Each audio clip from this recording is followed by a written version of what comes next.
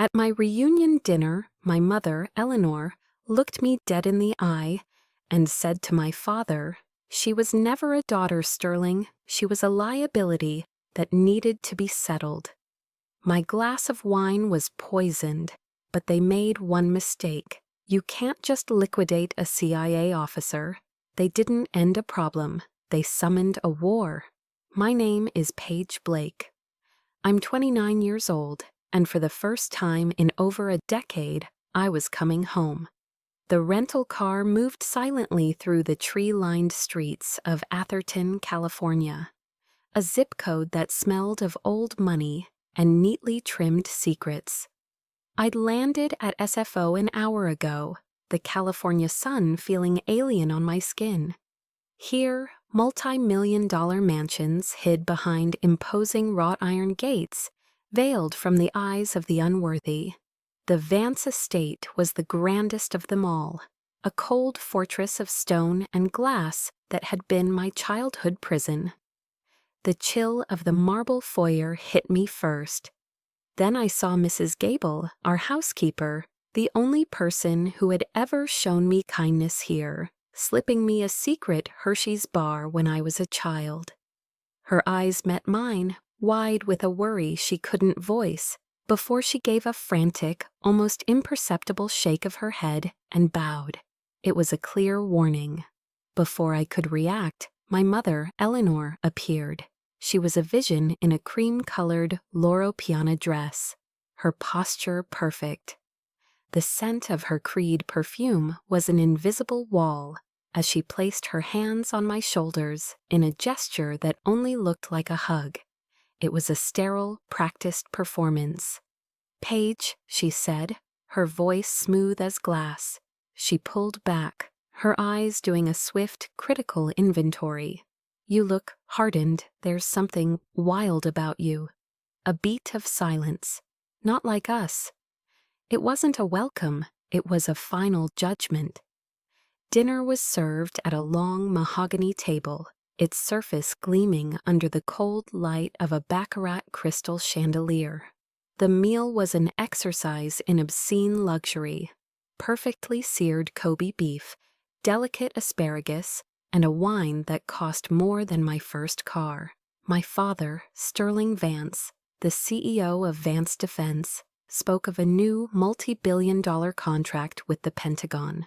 My brother, Julian, though absent, was the evening's star, his latest triumph in a Silicon Valley tech firm praised with paternal pride. I was a footnote. "And you, Paige?" my father finally asked, his gaze not quite meeting mine. "Still happy with your administrative work?" "It's fulfilling," I said, the lie tasting like ash. Eleanor gave a small, condescending laugh. "Well, at least it keeps you busy. A quiet existence for her is the best we could hope for, isn't it, darling?" "Stability is paramount," my father stated, his tone flat. "You understand, Paige." Oh, I understood. I was the instability that needed to be managed. Eleanor even had the audacity to discuss her latest philanthropic venture, a charity for displaced children. The hypocrisy was so profound, it was almost admirable. Then came the wine. Eleanor lifted a bottle of 2014 Opus One, a wine whose price could feed a family for a month. She poured a generous amount into my glass, the deep red liquid swirling like a dark promise. "Drink, dear," she said, her smile perfectly placed. "To your return." My training, forged in the unforgiving crucible of the farm, screamed. Every instinct was on high alert. I raised the glass, taking a small, evaluative sip, just enough to taste. One sip was more than enough. The faint but unmistakable metallic tang, followed by a slow, creeping heat in my throat. It was a signature I had been trained to recognize. A sophisticated, slow-acting cocktail designed to induce cardiac arrest, a death that would look tragically natural. My blood ran cold. My eyes snapped to my mother. She was still smiling, a placid, serene expression that never reached the Arctic chill of her eyes. She knew. The world began to tilt. My vision blurred, the brilliant chandelier fracturing into 1,000 splintered lights. The opulent dining room swayed, and my parents' voices became distorted, as if I were hearing them from underwater. But I heard the words. I heard every single one. Eleanor's voice, stripped of all pretense, was as cold and sharp as a shard of ice. She was never a daughter, Sterling. She was a liability, a rounding error in our legacy. Her tone was flat, transactional, like discussing a bad investment. And it's time to write her off. My father said nothing. His silence was a roar. It was his signature on my death warrant. They weren't just disowning me, they were liquidating an asset. My body gave out. I slumped forward, my arm knocking over the wine glass. The Opus 1, red as blood, spilled across the white linen, a violent stain on a perfect canvas. The last image seared into my mind was of my mother, a serene smile on her face as she slowly, deliberately, pulled on a pair of long white satin gloves. She was ready to clean up the mess that was me. But as darkness consumed me, a different voice echoed in the collapsing corridors of my mind. It was the voice of my instructors at Langley, hammered into my soul. Threat assessment, neutralize environment, survive, counterattack. They thought this was the end. They thought they could simply write me off. They were wrong. This was the beginning. In the encroaching darkness, my mind drifted. The poison pulled me under, but instead of oblivion, it dragged me back through my own personal museum of scars. Each exhibit a testament to a long and carefully documented betrayal. The first memory to surface was from when I was 14. It smelled of soldering flux and motor oil. I had won first place at the state science fair. My project, an autonomous robotic arm I had built from scratch, had been my entire world for months.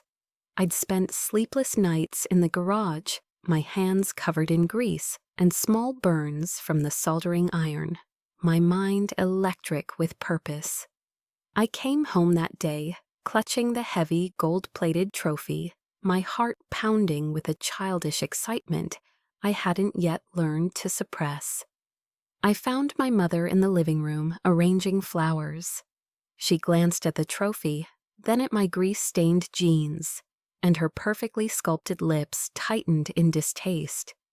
"Paige," she said, her voice dripping with disappointment, "a Vance girl shouldn't be messing with filthy machinery. You look unkempt."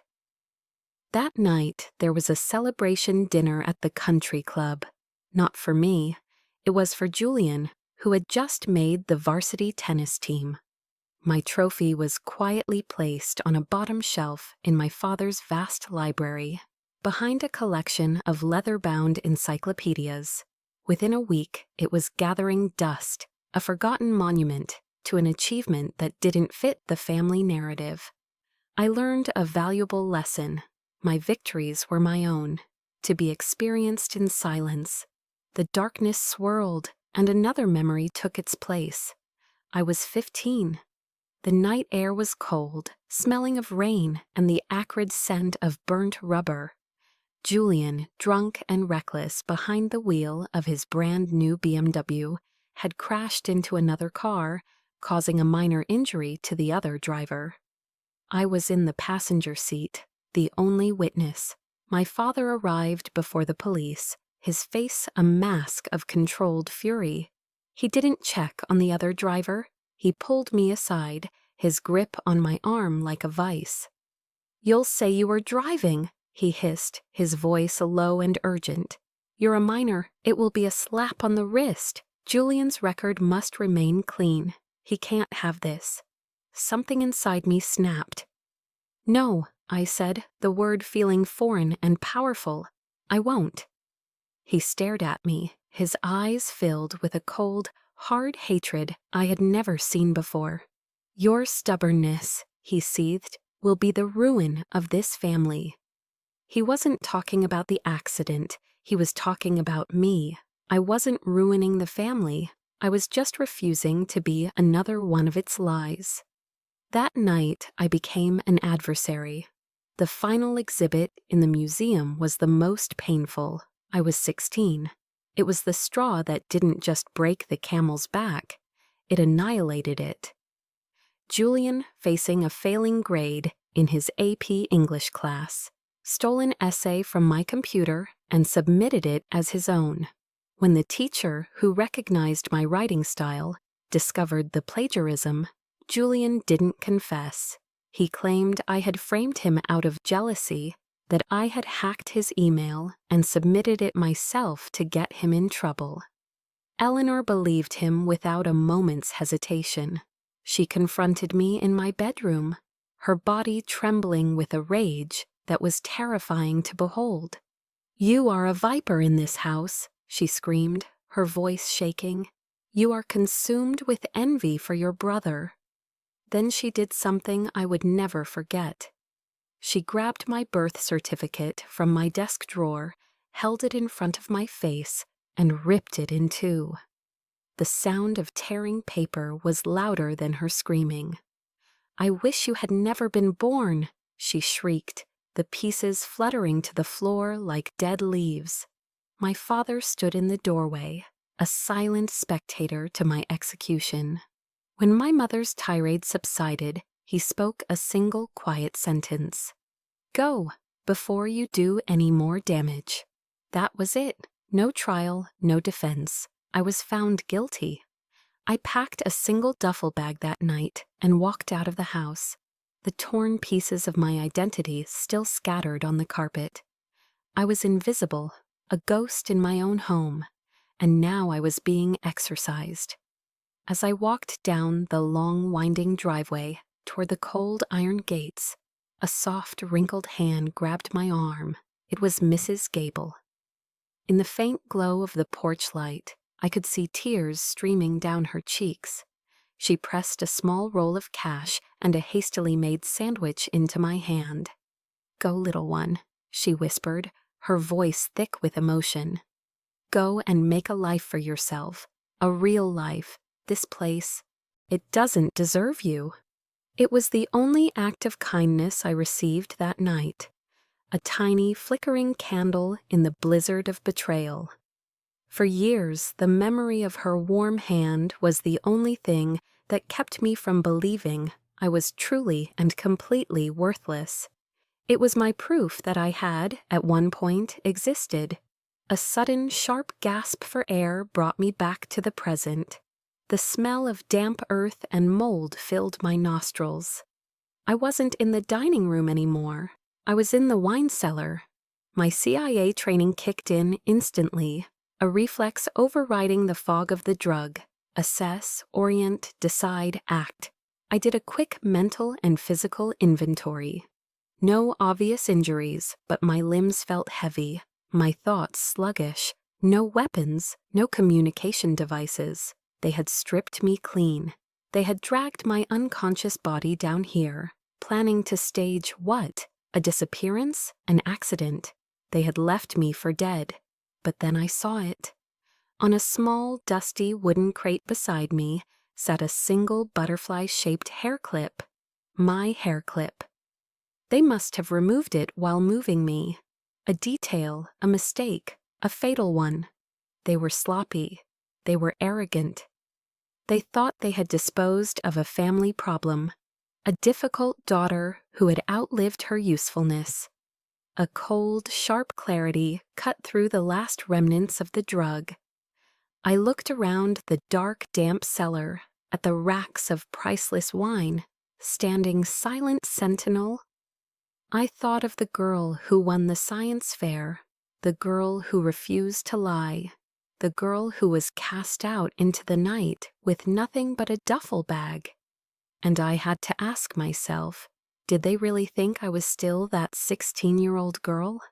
Did they forget what kind of world they threw me into? They had thrown me into the world, and the world had not been kind.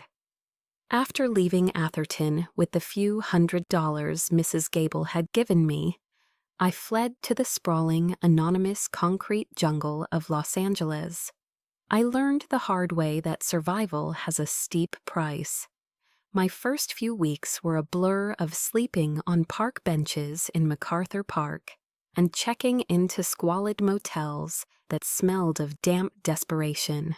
I learned the sharp, gnawing ache of real hunger, a feeling utterly alien to the girl who grew up with catered meals. I took any job that would have me. I washed dishes in a sweltering Mexican restaurant in Boyle Heights, my hands raw and blistered. I cleaned toilets at a movie studio in Burbank, invisible to the glamorous people who swept past me. It was there, on my hands and knees scrubbing a floor, that I glanced up at a television monitor in the lobby, and I saw her. My mother, Eleanor Vance, was at a charity gala, bathed in the soft glow of television lights. She was delivering a speech about compassion and social responsibility, her voice ringing with false sincerity.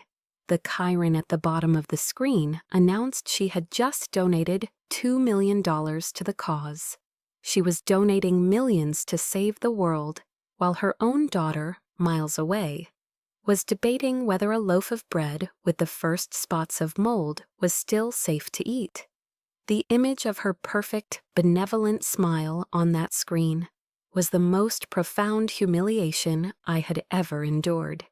It wasn't just that they had cast me out, it was that they had forgotten me so completely. That winter, I nearly broke.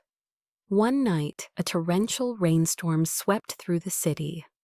I was soaked to the bone, shivering uncontrollably under the flimsy awning of a closed storefront, the cold seeping into my marrow. I was hungry, exhausted, and utterly alone. For the first time, I considered giving up, just letting go. That's when an old man appeared through the sheets of rain. He was broad-shouldered and weathered, with the unmistakable posture of a former military man. He was the owner of a small, gritty boxing gym next door. He didn't ask questions, didn't offer pity. He simply handed me an umbrella and a steaming styrofoam cup of soup from a nearby deli. "You look like a fighter," he said, his voice a low, gravelly rumble. "You just haven't found your war yet." His words and the simple, unconditional act of kindness shocked my system like a defibrillator. He saw a fighter where I saw only a victim. The next morning, I used my last $20 to buy a bus ticket and walked into a military recruitment office. If I couldn't have a family, I would have a unit. If I couldn't have love, I would have discipline. If the world was a war, I would become a warrior. The military gave me structure, purpose, and a way out.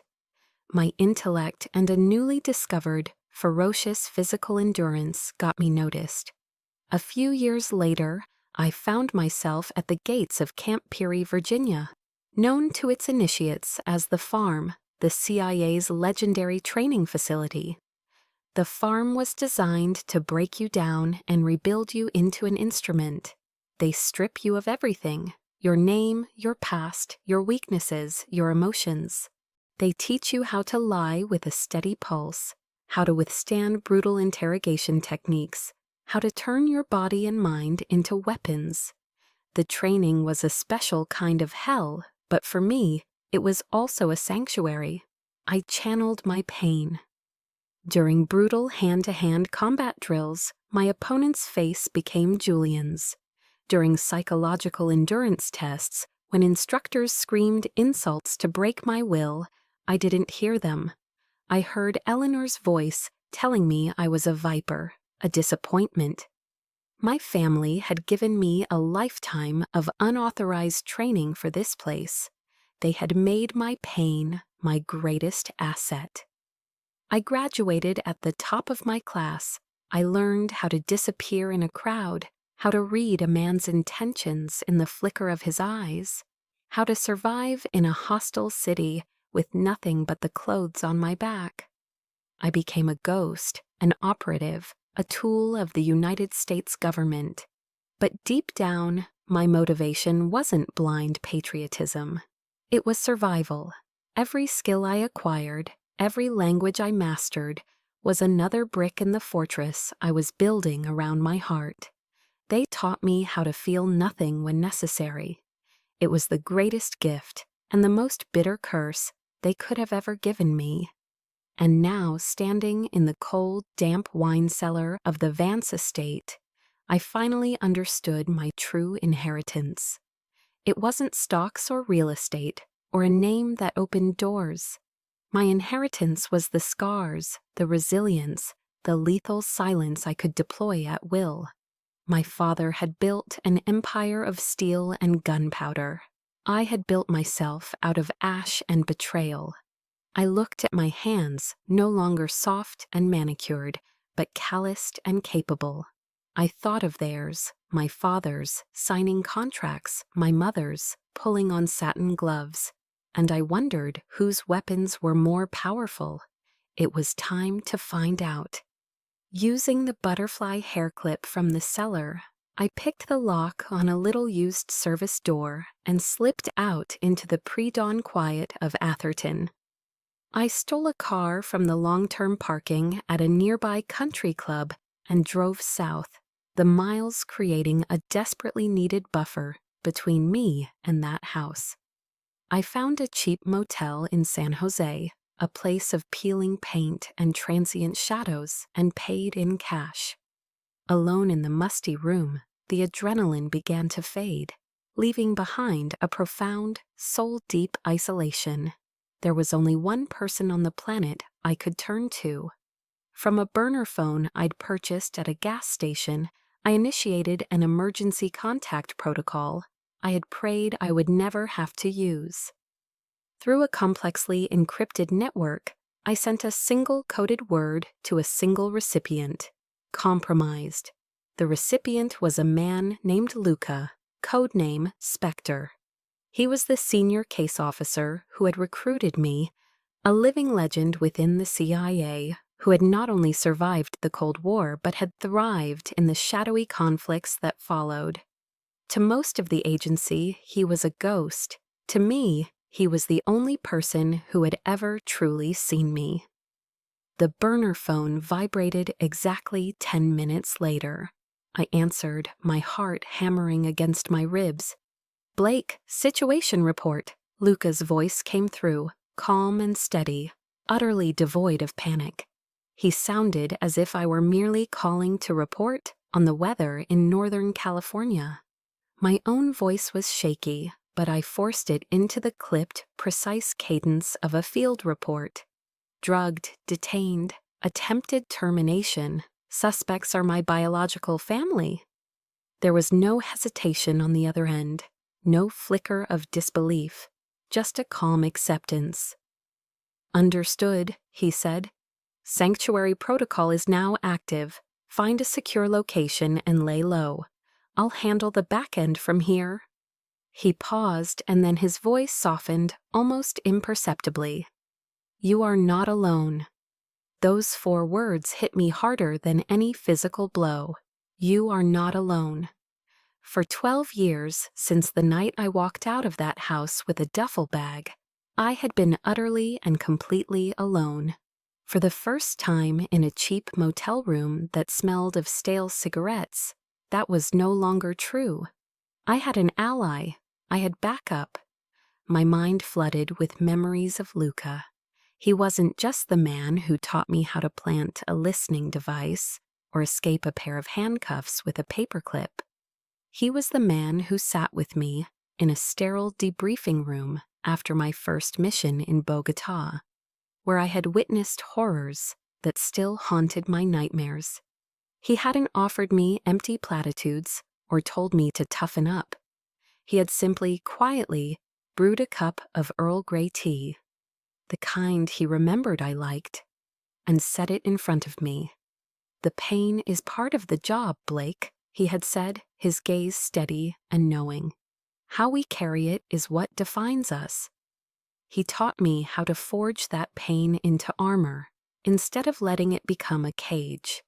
He saw the fire in me, the resilience born of my fractured past, and he believed it could be used for good. In the world of intelligence, paranoia is a survival instinct. You trust no one. Yet Luca trusted me, implicitly and absolutely. He didn't ask for proof or question my story. He knew me. He knew the integrity I had fought so hard to build from the wreckage of my childhood. His unwavering belief was a powerful antidote to the years of accusations and contempt I had endured. It was a lifeline, reminding me that a person's worth isn't determined by the family they were born into, but by the people who choose to stand with them. He was my chosen family. A secure message came through to the burner phone an hour later. Luca had set up a temporary new identity for me, a clean source of funds and a short, curated list of trusted assets on the West Coast. "This is your war, Blake," the message read. "But you will be armed. Use these resources wisely." I stared at the list. My training had given me the skills of a ghost, but this list gave the ghost teeth. The first name was Anya Sharma, a high-powered attorney in San Francisco, renowned for taking on and taking down massive corporations. I took a deep breath, feeling the warmth of that invisible support from thousands of miles away. It was a shield, a promise. I was no longer a victim cowering in the dark. I was a case officer with a mission. I picked up the phone. My counteroffensive had just begun. Anya Sharma's office was in a sleek high-rise in San Francisco's financial district, a world of glass and steel that felt a universe away from the shadows I inhabited.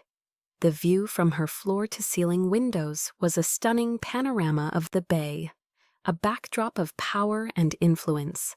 Anya, a sharp, formidable woman of Indian descent, wore a tailored Tom Ford suit like a second skin.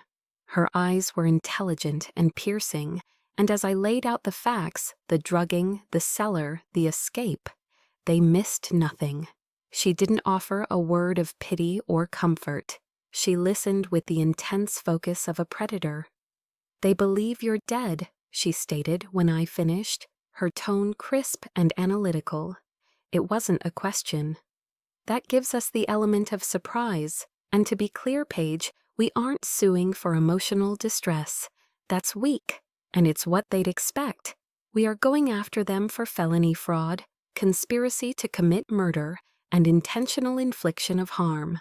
We will dismantle their reputation and attack the one thing they truly value, their money. Her cold, calculated professionalism was a balm to my own frayed nerves. This wasn't a family drama anymore. It was an operation. While Anya's team of hungry young paralegals began a deep dive into the Vance family's labyrinthine finances, the first crack in the facade appeared within 48 hours. They unearthed an older version of the Vance Family Trust, one that clearly listed me, Paige Blake, as a 1/3 beneficiary. Then they found the amendment. 6 months ago, my name had vanished, my entire share, a fortune that could have let me disappear and live comfortably for the rest of my life, had been quietly redistributed to my brother Julian. The amended document had been officially filed just 3 weeks before Vance Defense publicly announced a landmark $5 billion arms contract with a Middle Eastern nation notorious for its human rights violations. Anya slid a printed clause from the contract across her vast mahogany desk. I read the sterile corporate language. A key provision required the executive board of Vance Defense to be of complete and unquestionable stability, free from any potential or pending familial disputes that could compromise security or public image. She looked at me, her sharp eyes holding mine. "They didn't just disown you, Paige. They liquidated you. You were a potential to familial dispute that could have jeopardized the deal. They sold you for a contract." The words hung in the air, cold and heavy. I wasn't a daughter. I was a line-item liability that had been deleted to close a deal. While Anya attacked the financial front, I worked the forensic one. Luca's list led me to Rex Donovan, a gruff but brilliant former NTSB investigator who now worked as a private consultant. We met near the quiet, wooded road where my family had staged my disappearance. They had left my rental car crashed against a tree, a scene designed to look like I had panicked and fled after a single vehicle accident. Rex surveyed the scene with a practiced, cynical eye. He was a man who believed every accident had a story, and this one, he said, was pure fiction. "Airbag deployed pre-impact," he grunted, pointing at the sensor data he'd downloaded from the car's black box. "Someone triggered it remotely, amateur hour." He then held up a small vial containing a sample of the blood they had smeared on the steering wheel. "And this blood, it's not yours. I had the DNA run against a sample you provided. It's a complete mismatch. A John Doe from a medical supply company, probably." Their arrogance was insulting. They thought a crashed car and a fake bloodstain were enough to erase a CIA officer. They had no idea who or what they were dealing with. The final piece of the local puzzle came from a grainy security camera video from a 24-hour convenience store half a mile from the crash site. The footage was time-stamped just 7 minutes after the 911 call reporting the accident. A figure in a dark hoodie emerged from the woods, frantically looking around before scrambling into a black SUV that had been waiting with its lights off. As the figure turned to get in, the harsh fluorescent light from the store illuminated his face for a single, damning second. Julian, my brother. The family's golden boy, the perfect polished heir, was the on-the-ground operative. He was the one who had wiped down the car, planted the blood, and run away into the night. This betrayal, in its pathetic, cowardly execution, somehow hurt more than my mother's cold-blooded command. But the biggest shock was yet to come. Back in the stale air of my motel room, I used my secure credentials and a satellite link to access the CIA's internal servers. I just needed to pull my mission logs from Panama, my ironclad alibi. The screen flashed a result that made my blood run cold. Access denied, data not found. My entire operational file from that week, every check-in, every report had been scrubbed, wiped clean. My burner phone rang. It was Luca. For the very first time since I'd known him, I heard a trace of genuine tension in his voice. "Blake, we have a problem, a big one." That delete order didn't come from inside the agency. It was routed through a high-level server at Vance Defense, using a classified backdoor that almost no one knows exists. A cold dread settled in the pit of my stomach. This was impossible. "Your father isn't just an arms dealer," Luca continued, his voice grim and low. "He has reach, deep. This isn't a family matter anymore, Paige. This has just become a matter of national security." Luca's words, "a matter of national security," hit me like a physical blow. The news that my alibi had been scrubbed from CIA servers wasn't just a complication. It was a profound violation. The agency wasn't just my employer. It was my sanctuary, the only institution on Earth where I felt I belonged, where my skills were valued, where my past didn't matter. They had taken the one clean part of my life and smeared their filth all over it. They had reached with their dirty corporate hands into the heart of Langley and turned the Central Intelligence Agency into a tool to cover up a squalid family crime. The fury that ignited inside me was no longer a slow burn. It was a nuclear detonation. They had crossed every conceivable line. They didn't just want to kill me. They wanted to erase my very existence, to wipe out the years of service I had given to my country as if they had never happened. I stumbled into the cheap motel bathroom and stared at my reflection in the cracked mirror. But I didn't see my own face. I saw my father's, smug and bloated with power. I saw my mother's serene, sociopathic smile. I saw Julian's empty, cowardly eyes. They had taken everything from me, my family, my name, my past. And now my honor as an officer. The final tether snapped. The dam of restraint that had taken me years to build shattered into a million pieces. The time for defense was over. The time for survival was over. Now it was time to attack. My hands gripped the edges of the porcelain sink, my knuckles turning white. A vow formed in my mind, not of words, but of cold, hard steel. It was a promise forged in the fires of absolute betrayal. "You made me a weapon," I whispered to the reflection, my voice a low, dangerous rasp. "You taught me to hunt in the dark. You taught me to exploit weaknesses, to set traps, to wait for the perfect moment to strike. You made me this monster to serve your purposes." I leaned closer, my eyes locking onto the stranger in the mirror. And now this monster has come home. I pulled out the burner phone. My hands were perfectly steady now. The rage had coalesced into something far more dangerous: purpose. I dialed Luca. He answered on the first ring. "Blake." "Spectre, I need something," I said, my voice devoid of emotion. "Something off the books." There was a long pause on the other end. I could hear him weighing the risks, the implications. "Go on, Blake." "I need the current identity and location of Marcus Thorne, former lead auditor for Vance Defense. The official record says he died in a car accident 5 years ago. I don't believe it." This was a massive ask. Using agency resources for a personal vendetta could land me in a federal prison. It was a line I had never dreamed of crossing. But they had dragged the agency into this. They had made it a matter of national security. Now I would use that to my advantage. Luca was silent for another moment. He understood. "I'll see what I can do," he said finally.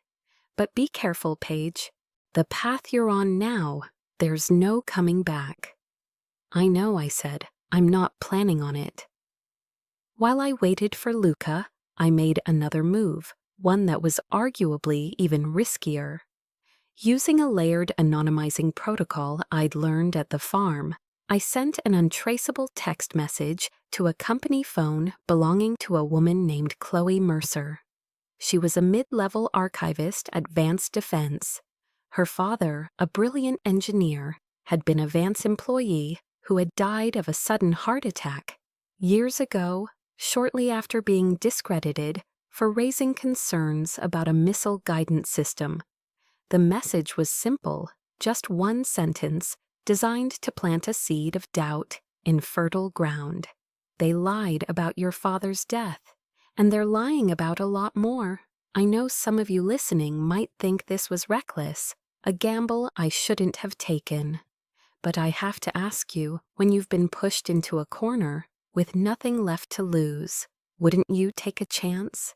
Wouldn't you roll the dice on the one person who might understand what it's like to have their family's honor destroyed by the same people?"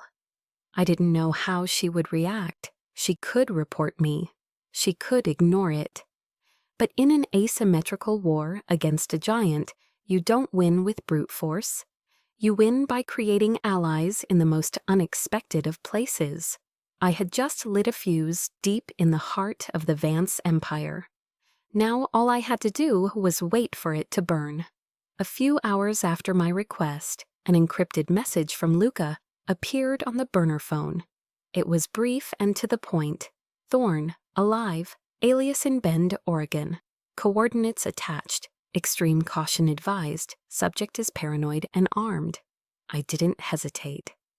I drove through the night, pushing the stolen car across the desolate highways of the West Coast. Bend, Oregon, a small town nestled in the shadow of the Cascade Mountains, was the perfect place for a dead man to hide. Following the coordinates, I found Marcus Thorne's cabin deep in the woods, isolated and defensive. A thin curl of smoke rising from the chimney was a sign of life, but also a sign of fortification. This was not a man who welcomed visitors. I couldn't make a direct approach. I spent hours observing the cabin from a distance, my field training taking over. I analyzed his routines, his patterns. He was a creature of habit, and one of those habits was carrying a small caliber handgun, holstered to his belt, even when just chopping firewood. I waited until he was outside, his back to the dense woods. I moved silently, approaching from his blind spot, and spoke from the tree line, my voice calm and low. "Marcus Thorne, I'm not with Vance." He spun around in an instant, the gun in his hand, and pointed at my chest before I could blink. "Who are you?" he rasped, his voice hoarse from disuse. I raised my hands slowly, showing they were empty. "My name is Paige Blake," I said, keeping my voice even. "I'm the daughter Sterling Vance tried to have killed last week." His eyes, narrowed with fear and suspicion, flickered. The fear didn't vanish, but a new emotion joined it, wary, desperate curiosity. He lowered the gun just an inch. "Get inside," he commanded. The air inside the small cabin was thick with the smell of stale coffee, wood smoke, and years of resentment. The walls were a chaotic collage, a shrine to his obsession. Financial charts, newspaper clippings of Vance Defense's triumphs, and scribbled paranoid notes were pinned everywhere. This wasn't a home, it was a command center for a one-man war. Marcus told me his story. As the lead auditor, he had stumbled upon a multi-hundred-million-dollar slush fund, used by the Vances to bribe foreign officials and cover up catastrophic weapons test failures. When he was preparing to blow the whistle, they had arranged a car accident. They killed an innocent man, a drifter, and planted my ID on the body, Marcus said, his voice trembling with a rage he'd been nursing for 5 years. They erased me. He had been living in this self-imposed prison ever since, haunted by the empire that had destroyed him. He was a ghost, just like me. "I can protect you," I said, my voice firm. "I can give you your life back, but I need your weapons." Marcus stared at me for a long time, his eyes searching mine for any hint of deception. Finally, he seemed to make a decision.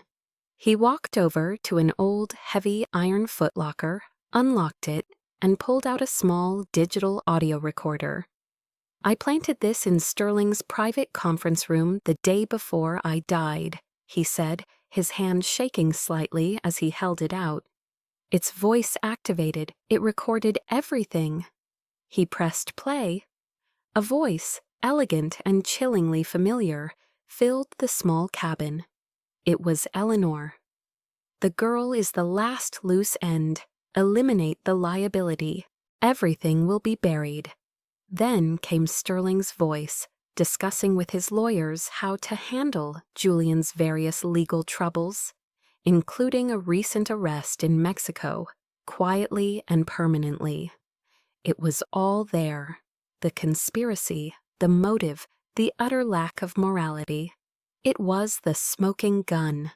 When I returned to my motel in San Jose, another piece of the puzzle was waiting. An encrypted email had arrived from an unknown address. The sender was Chloe Mercer. "I believe you," the message began. "My father dedicated his life to Vance Defense. When he discovered a fatal design flaw in a new missile system, they fired him and branded him a traitor. He died of a heart attack a few months later. My mother always said he died of a broken heart. I will help you. Tell me what you need. My gamble had paid off. I sent her a secure reply, asking for two things from the Vance legal archives: the sealed records of Julian's arrest in Mexico and the original unamended version of the Vance Family Trust document. An hour later, the files were in my inbox. I had it all: the trust fund fraud, the staged accident, Julian's criminal record, and the audio recording of my own death sentence being ordered. I looked at the mountain of evidence on my laptop screen. My allies were the ghosts of my family's creation: a disgraced auditor, a dead engineer's daughter, and me. Marcus had been right. It was time for the ghosts to speak. The San Mateo Superior Court was a theater of power, and on this day, it was sold out. The polished wooden benches were packed. Journalists, hungry for a scandal, were crammed into the press gallery, pens poised. Rival attorneys, smelling blood in the water, were scattered throughout the crowd. And of course, there were the members of Atherton High Society, a flock of vultures in designer clothes, all eager to witness the private drama of the seemingly perfect Vance family explode into public view.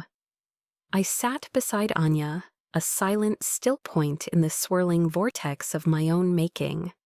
Across the room, my family occupied the front row as if it were a royal box. They were a perfect portrait of untouchable wealth and arrogance. Eleanor was immaculate in a winter white Chanel suit, her expression one of bored indignation, as if she were being forced to endure a terribly common civic duty. Sterling looked formidable and severe, the titan of industry wrongly bothered by a triviality. And Julian just looked bored, idly scrolling through his phone, a picture of privileged indifference. Their lead attorney, a slick corporate predator named Arthur Delacroix, radiated an oily confidence. They weren't just certain they would win. The possibility of losing hadn't even occurred to them. When Anya Sharma rose to speak, her presence calm and commanding, Delacroix immediately shot to his feet to cut her off.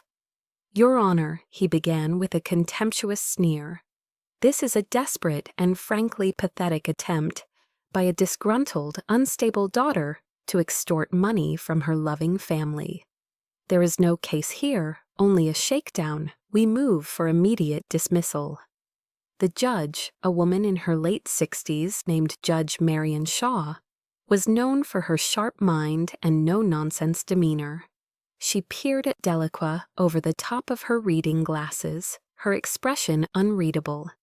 "Mr. Delacroix," she said, her voice quiet, but carrying the weight of absolute authority, "this is my courtroom. You will speak when I invite you to. For now, sit down. Let Ms. Sharma speak." Anya gave a slight nod of acknowledgement and turned to the large presentation screen behind her. The first shot was about to be fired. "Your Honor, the defense claims my client, Paige Blake, was involved in a single car accident on the night of October 11th, after which she supposedly fled. However, we have here a partially declassified mission log from the Central Intelligence Agency. The document, heavily redacted but with key sections legible, filled the screen. This log proves that on that date, Officer Paige Blake was, in fact, conducting a sensitive national security operation for the U.S. government in Panama." A low murmur rippled through the courtroom. As if on cue, a side door opened and a stern-looking man in a dark, conservative suit entered. He approached the bench and, in a formal tone, identified himself as a representative from the CIA's Office of the Inspector General. He formally authenticated the document for the court. The atmosphere in the room shifted palpably. I watched my family. Delacroix looked flustered for the first time. his smug confidence faltering. Sterling's brow furrowed, his expression hardening from annoyance to concern. Eleanor remained impassive, a perfect marble statue of composure, but I saw her hand, adorned with a massive diamond, tighten on her expensive Hermès handbag. Anya let the moment hang in the air, allowing the implication to settle before delivering the second, more brutal blow. "And now, Your Honor," she said, her voice resonating with theatrical calm, "we would like to play a piece of audio for the court." She clicked a button on her laptop. A voice, clear and crisp, filled the silent courtroom. It was elegant, cultured, and utterly chilling. It was Eleanor's. "Put the hair clip in the glove box. It's a personal touch. No blood, no trauma. It will look like a minor accident. We'll say the girl panicked and ran." A collective gasp swept through the gallery. The journalists began scribbling furiously. I glanced at my mother. Her face, for the first time in my entire life, was a mask of pure, unadulterated shock. Her perfect composure finally, violently cracked. Delacroix shot to his feet, his face red. "Objection, Your Honor, this recording is completely inadmissible. It was clearly obtained illegally." Judge Shaw's gavel came down with a sharp, definitive crack that silenced him. "Objection overruled, Counselor. As I'm sure you're aware, this is a preliminary hearing, not a jury trial. The court will hear it. Now, for the last time, sit down." Anya waited for the room to quiet again. She was a conductor orchestrating their public execution. "Your Honor," she said, her voice now ringing with power, "the prosecution would like to call its next witness to the stand, Mr. Marcus Thorne." The name meant nothing to most people in the room, but to my father it was a death knell. The main doors of the courtroom swung open. A man in a clean but dated suit, his face pale but determined, walked steadily down the aisle. It was Marcus. A seismic shockwave ripped through the room. The press gallery erupted in a flurry of activity. Sterling shot to his feet, his face draining of all color until it was as white as a sheet. "No," he stammered, his voice a strangled whisper. "It can't be." Marcus Thorne took the witness stand, was sworn in, and then turned his gaze directly to my father, who was still standing, frozen in disbelief. "Hello, Sterling," Marcus said, his voice clear and steady. "It's been a while." That was the moment the Vance empire truly began to crumble. Over the next hour, Marcus methodically and calmly detailed everything: the slush fund, the bribery, the cover-ups of failed weapons tests. He recounted how Sterling Vance had personally ordered the faked car accident that was supposed to have killed him. He provided account numbers, dates, and names, weaving a tapestry of corruption so vast and intricate it left the courtroom breathless. By the time he finished, the room was in utter chaos.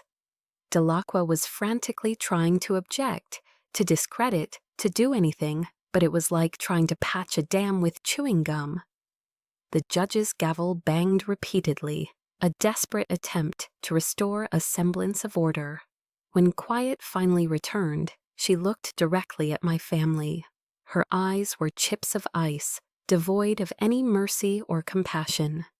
"Based on the overwhelming evidence presented in this hearing," she declared, her voice ringing with the finality of a death sentence, "this court finds sufficient cause to order an immediate criminal investigation into Sterling Vance, Eleanor Vance, and Julian Vance on charges including, but not limited to, felony fraud, conspiracy, and attempted murder."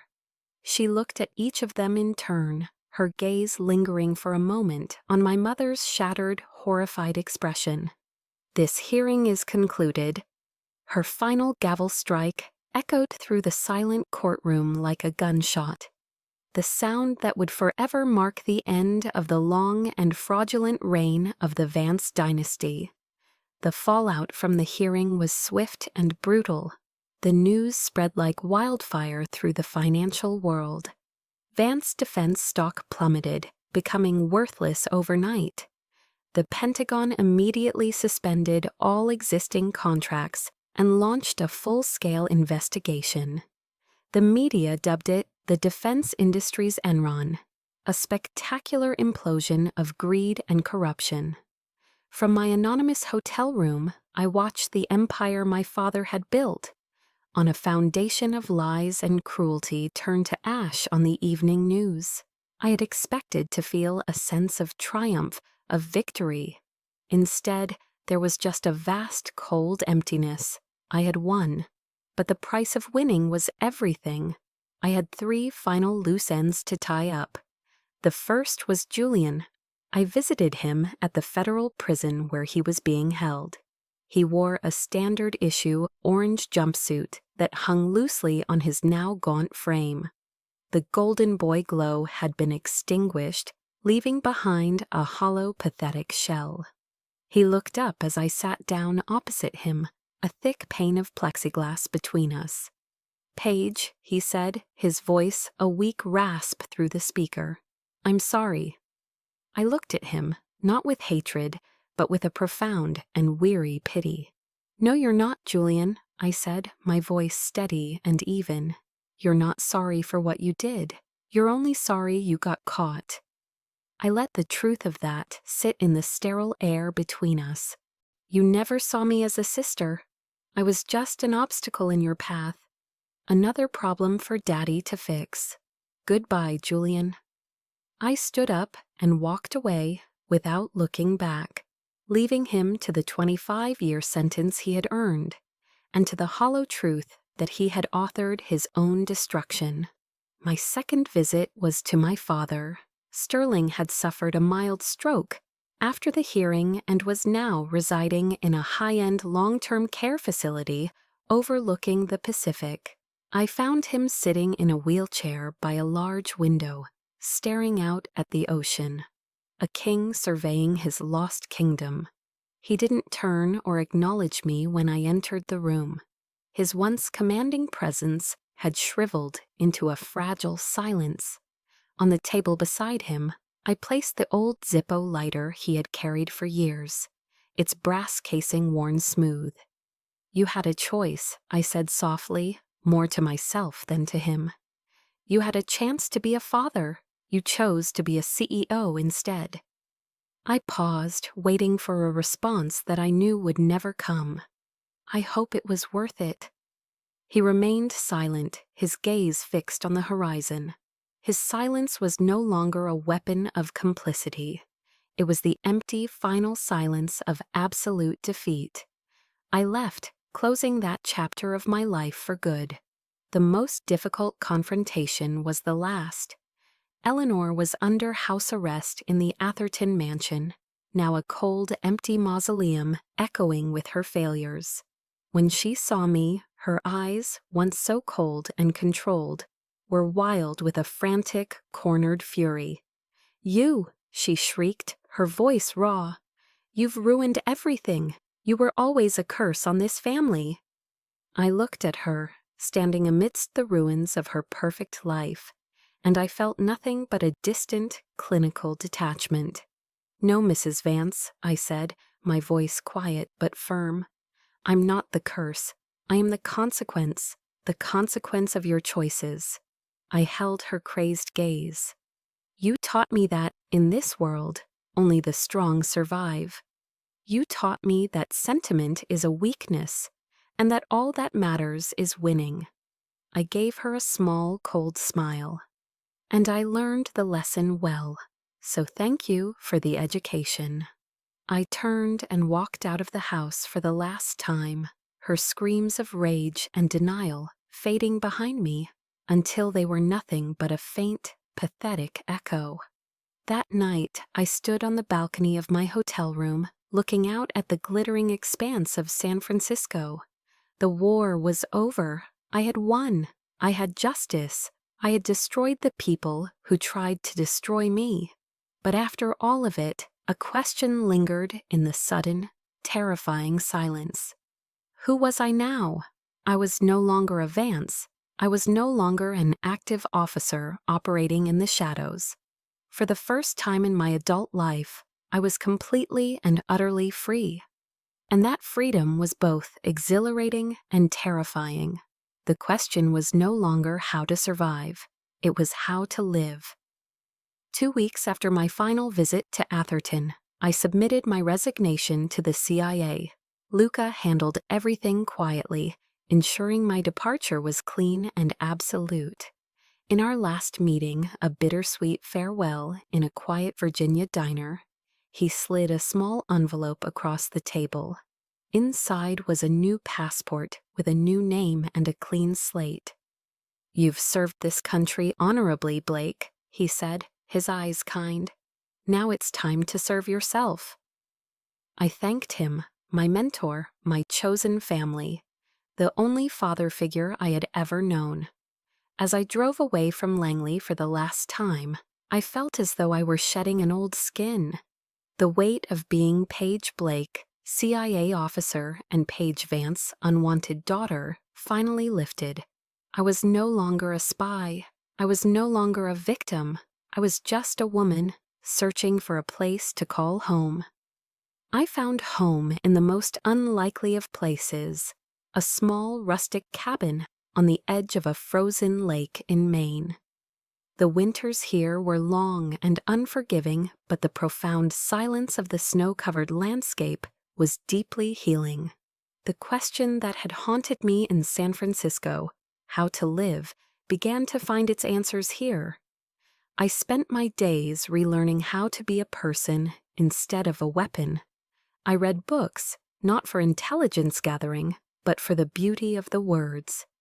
I rediscovered Thoreau and Emerson, their philosophies on nature and self-reliance resonating with my own search for peace. I started a small indoor garden, learning the simple, grounding pleasure of feeling the soil under my fingernails. And one day, I drove to a local animal shelter and adopted a goofy, oversized golden retriever with sad eyes. I named him Gable, a quiet tribute to the only person in that cold Atherton house who had ever shown me a moment of pure kindness. A few months into my new life, a small package arrived from Luca. Inside was my father's old Zippo lighter. Tucked alongside it was a small handwritten note on thick cardstock. "Your legacy isn't what they left you," it read. "It's what you survived." I held the Zippo in my hand, its familiar weight a ghost from another life. For a moment, I was tempted to flick it open, to see the flame. Instead, I placed it inside an old wooden box and put it on the highest shelf of a closet. The past was a part of my story, but it would no longer define my future. My legacy would be written in the quiet, peaceful days to come, not in the fires I had walked through. Healing, I learned, is not a straight line. There were nights I still woke up with my heart pounding, the phantom feeling of a fight-or-flight response coursing through me. There were days when the silence of the cabin felt less like peace and more like crushing loneliness. But I kept returning to something the psychologist Viktor Frankl once wrote. When we are no longer able to change a situation, we are challenged to change ourselves. I couldn't change the betrayals, the cruelty, the years of feeling worthless. But I could change how I allowed them to affect my present. I learned to breathe through the moments of panic. I learned to sit with the loneliness until it passed. And I learned to forgive, not them, because what they did was unforgivable, but to forgive myself for carrying the weight of their sins for so long.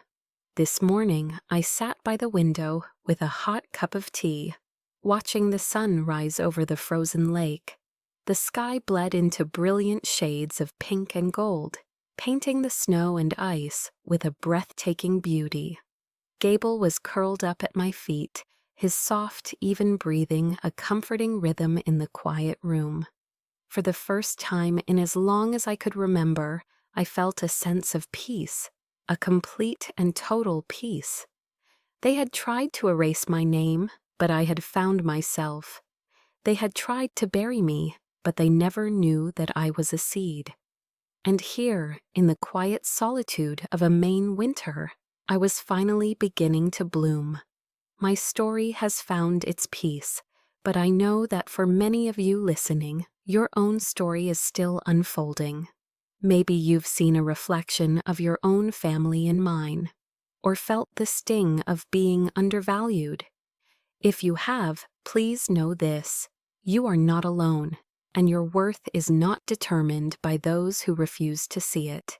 If my journey has resonated with you, please subscribe to our channel.